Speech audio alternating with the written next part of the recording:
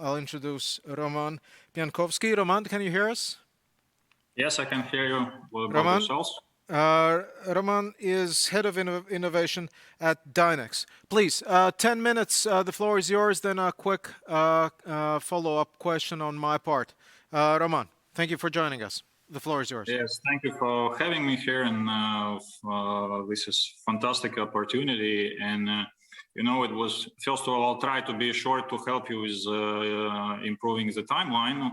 And it was quite interesting for me to hear and it's good that I'm happy that I joined from the start, because it's fantastic to see that. First of all, this is not something that we are talking about a buzzword, that maybe something will happen or should happen tomorrow. It's fantastic for us to see that all these cases shows that this is an existing trend. And I agree to, it's also fantastic to hear that already all these companies are doing these activities, and so many common trends. We are talking actually about the same things, and this is very encouraging, very exciting. And speaking about ourselves, so shortly on who we are, and in Dinex, basically, we are trying to make the engine operations of big, very heavy vehicles, like you see on the screen, clean from the emissions, bringing it to near zero level. Trucks, buses, agricultural machines. And basically, if I try to put it from the perspective of world famous Elon Musk today, that we are all participating in an experiment of how much emissions can our atmosphere handle, and how we embrace it in Dinex is you need to make a meaning, value as a prime goal, not money. Money will come along if you make the meaning first. We meet companies or individuals also in ecological industries, interestingly, who exist to make money first with no sustainable green on the agenda. And sustainable energy economy cannot be achieved if especially tech companies, and not only tech companies and its stakeholders, pursue making of money as their only goal. And we see that without awareness of stakeholders, commitment of governments, top management, reaching that clean green goal will take considerably longer time. And as Musk put it, nobody knows how much atmosphere can handle. And then exactly desire of creating this meaning, this value, is the first step to innovations. And on this slide, basically it depicts that different regions globally are aiming basically at the same direction, but they are running at different speeds. And the key point here is that this sustainable development cannot go in small percentages. You have to, so to say, jump levels. You have to jump curves. You have to set bigger targets, legislation-wise, and also as industry ambitions. And when you set those very ambitious targets in order to really speed up, then innovation will put technology each next to the needed or to the posed challenge. And technology can evolve. It can be believed because many of the solutions what today we perceive as normal did not exist even decades ago. And looking at a couple of trends, then I'll have to mention a couple that last 25 years if looking at the bottom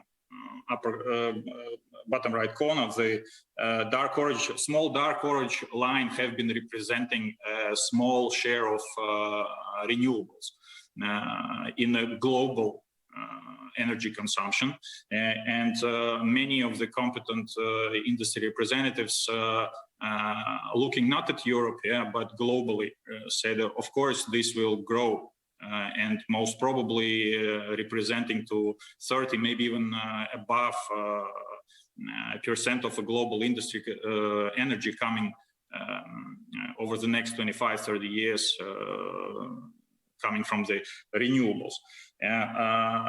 Trend number 2 is that high awareness of regions with high awareness generate improvement, but globally the growth of consumption still puts a challenge to the dynamics, to the way we would like to see it. Trend number 3 is that solutions like electric cars can make sense only when produced with ecologically recyclable materials, eco materials, and actually being powered on the renewable fuel.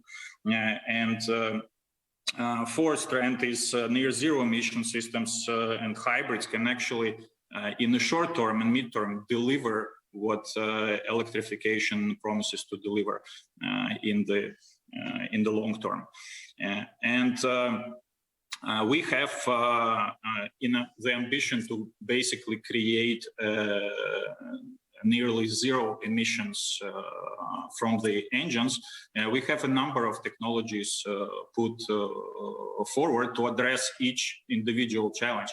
And the point what I want to highlight here is that this is also about stereotypes, that with Danish origin, we have been for a long time a part of the story where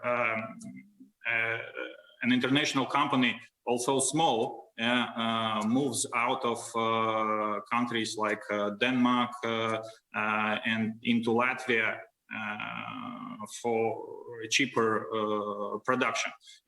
But this is history now, and we have created a case where we actually launched innovations and R&D out of Latvia, starting with something small, and then surprisingly finding out that this is actually becoming something bigger.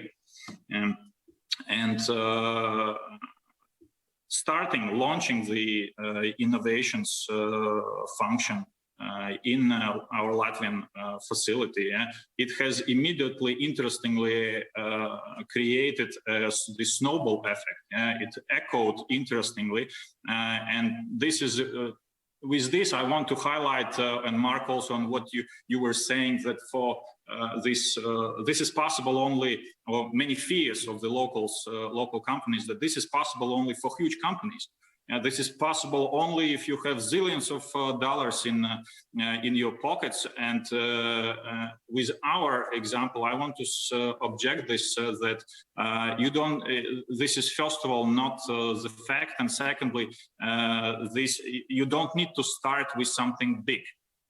It's enough with starting something small, be it from a individual employee point of view, smaller company, bigger company, authorities, banks, everybody can commit to this journey. So by launching it, we had started cooperation with or brought this awareness to 170 suppliers that we work with, universities, academic societies, European funding, and also launched dialogue with the ministries.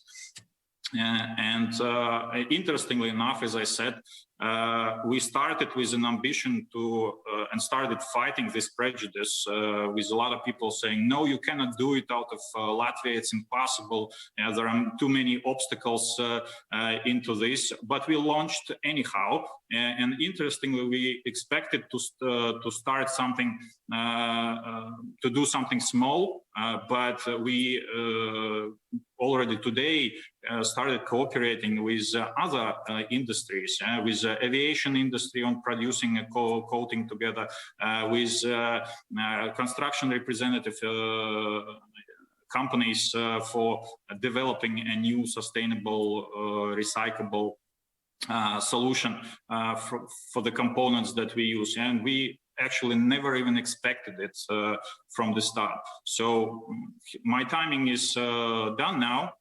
I stop, and once again I repeat that our example shows clearly that we have just started doing it. Innovation and the does not rest in the headquarters or somewhere. It can start anywhere, and it starts with people who want to do something different, who want to create the meaning.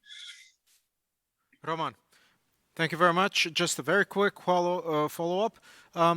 Interesting note on your cooperation experience with Latvian academic institutions and suppliers, and within the framework of EU funding programs and all the rest of it. And I'm glad to hear that you have a positive experience in that regard.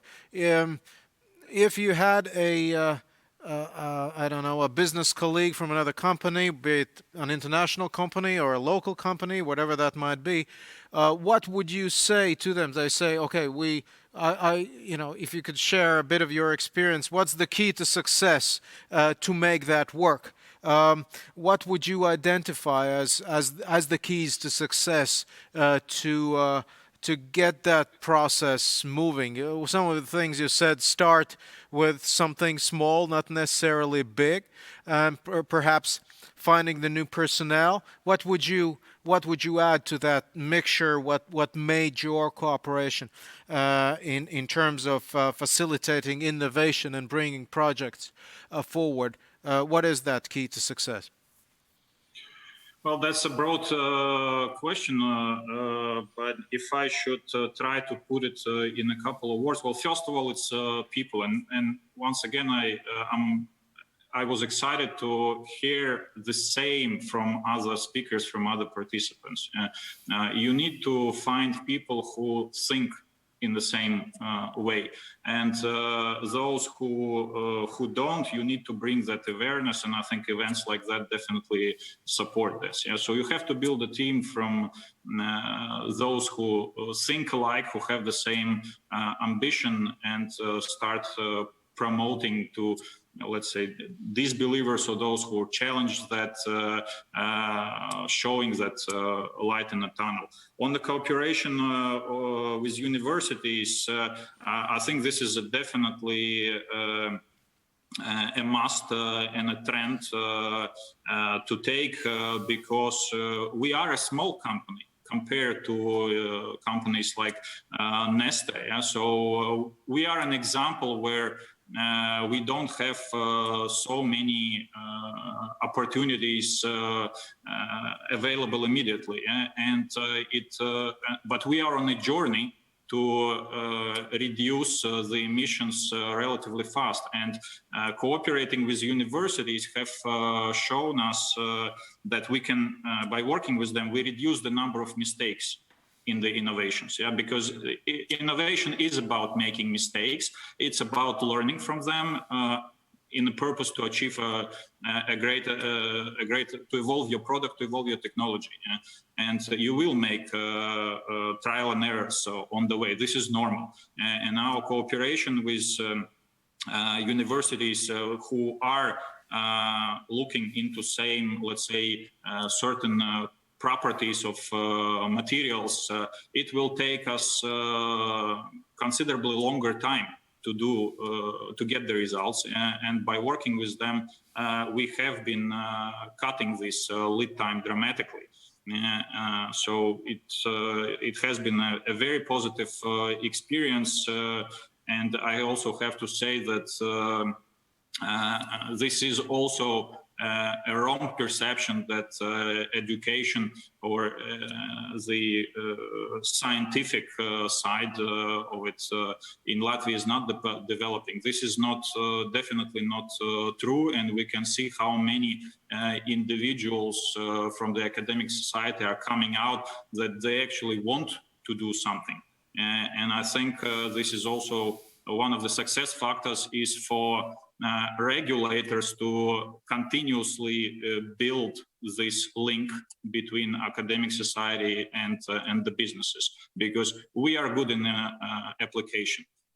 They are good in their field, and together we can combine this common good. Roman, great. Thank you for taking the time. I think what sort of features throughout many of these conversations, not least with the conversation we just had right now, is the necessity to for the change of mindset, and that's part of the key of success. But as we also observed, I think that is already underway, as we hear from many of our participants today.